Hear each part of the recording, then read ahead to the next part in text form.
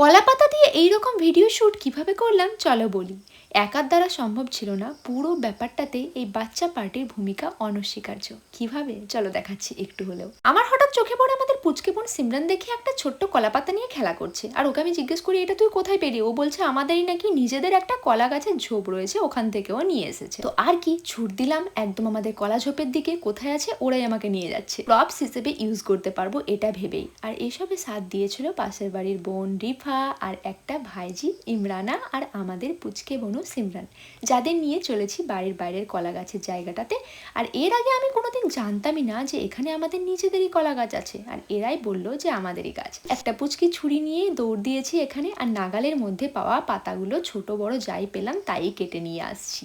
আর এই কালো আলকাতরা রং করা দরজার সামনে এখানে বেশ পুরনো বাঙালি টাইপের ভাইবস আছে। আগেও আমি শ্যুট করেছি, তোমরা দেখেছো নিশ্চয়ই। কিন্তু এখানে ওই যে একটাই সমস্যা, রাস্তার ধার, সবাই হাঁ করে তাকিয়ে দেখে দেখে যায় যে আমি কি করছি। তবে আমার তাতে কোনো যায় আসে না যদিও, কিন্তু লক্ষ্য করলাম ভিডিওতে পাতাগুলো নোংরা থাকায় তেমন একটা সুন্দর লাগছে না। তখন এই বাচ্চাগুলোই আমাকে আইডিয়া দিল, আর ওরাই আমাকে ধুয়ে এনে দিল এই পাতাগুলো সামনের এই পুকুরের পানি থেকে। তরতাজা সবুজ দেখতে লাগছে, অনেক সুন্দর লাগছিল। তো অনেক রকমারি ভালো ভালো শট নেওয়ার জন্য বহুক্ষণ ধরে শ্যুট করেছি। আর এই তিনজন বাচ্চা তিনটে কলা পাতা সাইড থেকে হাতে করে ধরেছিল। ফ্রেমের মধ্যে তোমরা যে ভিউটা দেখছো এটা ওদেরই ক্রিয়েট করা, ওরা সাইড থেকে হাত দিয়ে ধরে আছে, তাই জন্য ভিউটা এরকম পেয়েছি। পুরো বিহাইন্ড দ্য সিনস হিসেবে ক্লিপস কিন্তু আমি হারিয়ে ফেলেছি, তাই পুরোটা দেখাতে পারলাম না, কিন্তু আশা করছি একটু হলেও তোমাদের বোঝাতে পেরেছি যে আমরা প্রত্যেকেই কতটা মেহনত করেছি এই লুকটাকে শ্যুট করতে। আর এই পাতাগুলো এতক্ষণ ধরে ধরে থাকতে ওদের হাত ব্যথা হয়ে যাচ্ছিল, তা বুঝতে পেরে আমি বারবার বলছিলাম ছেড়ে দিতে, তবুও ওরা বলছে